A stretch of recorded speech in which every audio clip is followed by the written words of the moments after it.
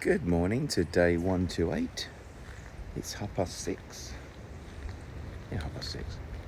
I can't be here for a lot of the day today, so I thought I'd just come down and do some filming early to see what I got up to yesterday. Let's have a quick look.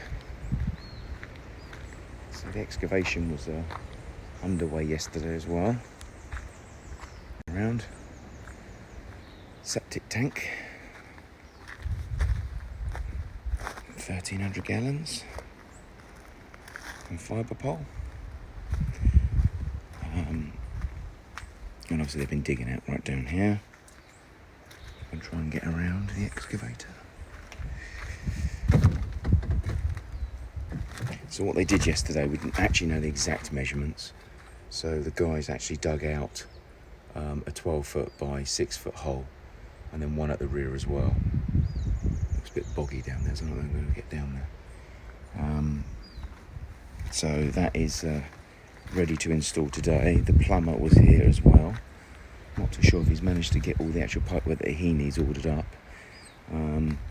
But what they're going to do is they're going to block let's just get around here. Going to block up the manholes on blocks, so they stay up. So they've obviously started excavating there as well.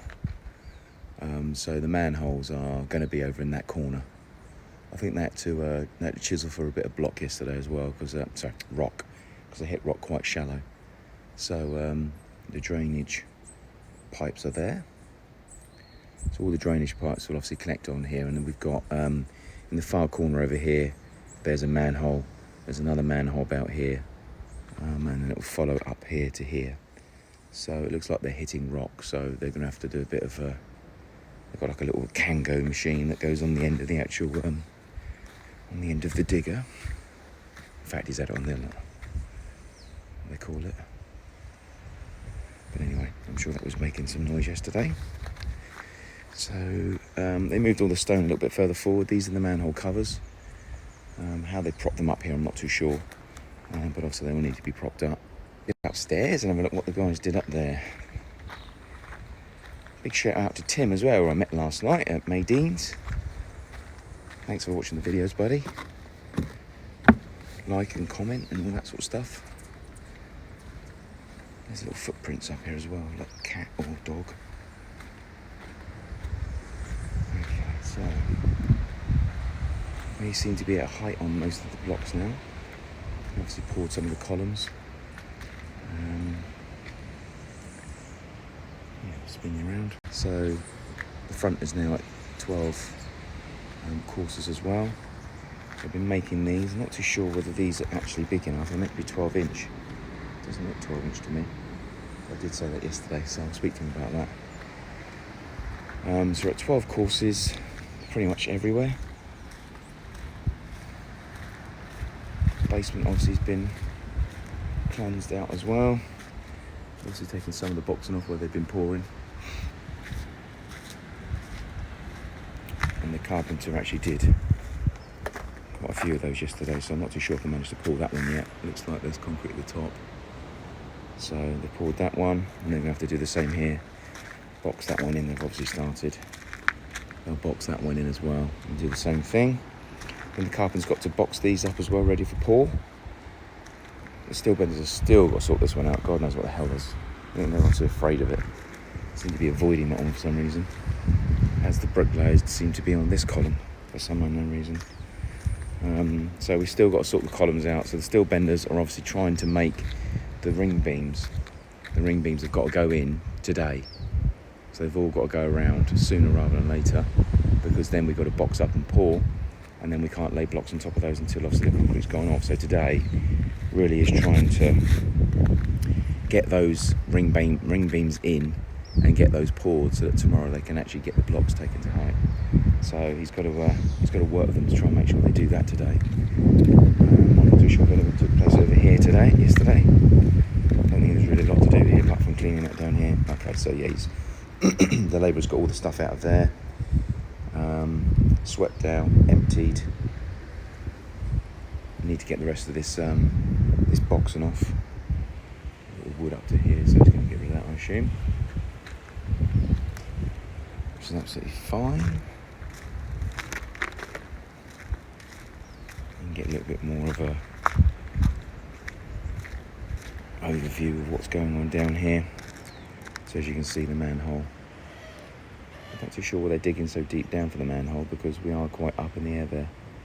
But anyway, they know their stuff, so they'll obviously use blocks, build them up, and then they're going to have to laser through. I think they were lasering yesterday, the levels. So lasering around where, looks like that blue line on the wall there. I don't know if I can actually do it with one hand. There's blue markings on the wall just on the corner there, look, and all the way along. So I assume that is going to be, never assume obviously, but I assume that's going to be where the level's going to be. It's bloody high. So they don't really have to dig down too deep for the manholes, because obviously we're so high up anyway. So they can run that straight around that corner into the first manhole, then along to the second manhole, and then there's a manhole about here somewhere, third, and then it will shoot straight over towards the excavator and then back to the septic tank. And obviously it has to run, when I say run downhill, so it's got to be down all the way, otherwise it won't flow, and that won't be pretty at all. But it's still got to finish off this column. There seems to be a delay in and around here. I know they're out of the 12-inch blocks, but there seems to be some red spray on there, that's normally electrical. So I assume they're waiting for something electrical to happen. I assume, because this corner's been put off for some unknown reason, unlike the other one's been taken up to height quite quickly. So I'm assuming they've got some form of issue there. So that's got to be done. They've also got to take this element up as well, so there should be no delay on this. This again, double course, or treble course, but double course on the front has got to be taken up to level. And they've also finally finished that column, this corner edge. They finished that off. Only negative here was they couldn't get the conduit through there because they put it in the wrong place, and they've still got to cut out that rebar on the floor that's in the wrong place too. So from the front, as you can appreciate, what you're seeing is an 8-inch column on this side, and then all the way along that will be 8-inch, that will be 8-inch, that will be 8-inch, and at the end there'll be 8-inch column as well. So that's technically what you're going to see from the front. You're going to see a nice 8-inch beam scenario. Need to get that off this morning as well, get the more air breathing downstairs. Good to see downstairs as well, see how he's got on down there. But it looks like he'll be focused on getting the water tank area emptied. He did actually get the swimming pool taken out of stagnant water yesterday as well. It was horrible, and we did see that there's a couple of little leakage areas in the corners going into the basement, so we just need to get those filled. I mean, they'll be filled when we do the scratch coat. The scratch coat goes on, and the actual final coat, that will cover that anyway, so it's not as if it's going to leak forever. It's not the finished surface. So yeah, a little bit of a sweep up in there could be doing. Hopefully the rebar boys have been busy building those beams. There's 4 of them there yesterday, so hopefully they've got quite a few beams built up, ready to go in. This obviously needs to be taken up to height, but this side here and this side here can't be taken to height as yet, because the garage is quite lower than the main house. The starter beams have got to be put into here and go that way into the garage roof. The garage roof is near on, not far it's going to be at this level. So what are we at? 1, 2, 3, 4, 5, 6, 7 courses. I think it's 8 courses. That's where the garage roof will connect into, and then this will obviously continue up. So yeah, they've got to tie the garage roof into this wall. So that's the reason why that one's not at height at the moment.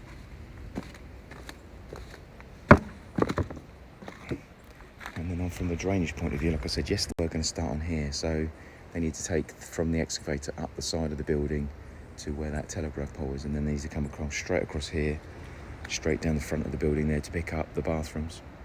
So that's another thing they're going to be doing today. So other than that, we seem to be making a bit of progress. So still loads to do, obviously. Yeah, once we've actually done the drainage down here, obviously we've got to deal with the doors themselves. We've got to block the door. In order to get this backfilled, we need to get the doors, side entrances into the building. They've got to be blocked up as well. In an ideal world, we need those open for the air to breathe, and we've also still got to take out the props and all the woodwork. But in order to backfill, we will need to get those taken up at some stage. So the question is, do we leave those open for now, just for a while, and then finish them off later. Probably the best thing to do, but obviously we can't get this to height until that's done. So I'm not seeing, well yes it is, yeah, I was about to say I'm not seeing lines around, because they were lasering yesterday to get the levels. But it does look like these blue lines that we've actually got going around are the levels. So you've got a blue line there. So eventually here, the house won't seem so far off the ground, because we are technically coming up to here. We're coming up to here with where the blue line is, with backfill. As you can see down there, it's quite high. So we're going to be just under. Oh yeah, we're going to be just under the shade, the dust sheet shade that they're putting up. We're going to be just underneath that, or just on that, for height. So it's going to be seen quite weird walking along there, pretty much looking over next door's fence by 6 feet. In here,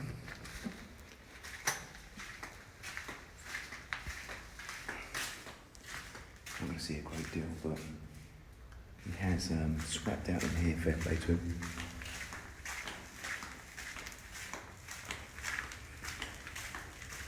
Yeah, so it's still damp down here, but he swept out as best he can. Still a few bits he's got to get rid of.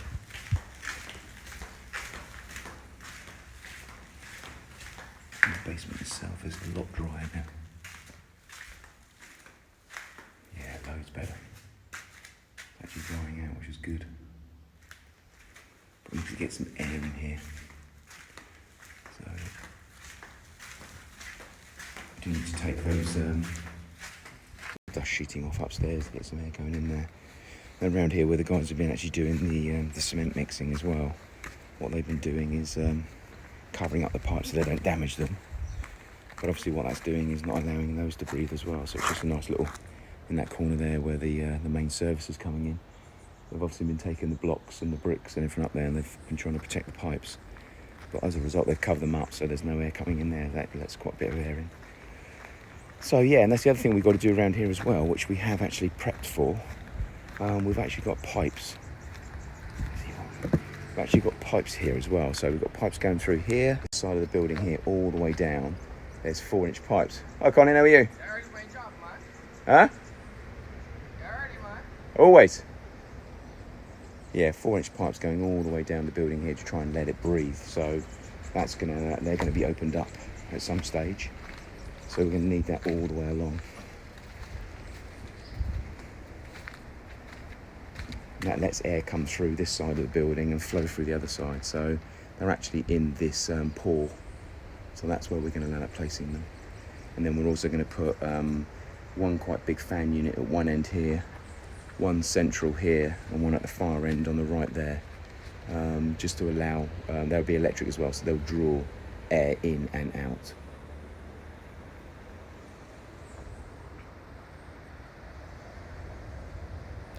So yeah, that's one thing we need to do, because at the moment, as soon as you have a space, like a basement, and you don't allow air to flow through, then it just becomes damp and moist, because you've got freezing cold air upstairs in an air-conditioned environment, you've got outside boiling hot heat, and then you've got a space that can't quite work out what it's meant to be doing. So you've got to make sure that you get ventilation in there, that's for sure. So we do need to get some electrical ventilation in the front, just to try and force air through, and then something at the back to try and drag that through as well. So that will be one of the plans. So anyway, that's pretty much where we are today. I'll be coming back a bit later on today, but it will be late, so hopefully they're going to have a great day today. Plan, like I said, is to get the ring beams in and get boxed up and poured today. That's the main thing, and then try and get a nice dent made in the drainage on the other side. Other than that, that's today's plan. So fingers crossed I'll come back and they'll make a nice dent in it. So we'll see later on today. Okay, 5:20. Turning after a day being away. Let's have a quick look at what's been done. So we've got some mud here, which is probably where they're going to start digging out the garbage area. So this is where the garbage tank's going to go. I'm not too sure why they're... Oh, it might be because they're... that will be from taking the actual waste from the house, picking up the 2 toilets and coming in on this will be a manhole here. So this is what they have to do, and then this one will shoot straight down here to the septic tank.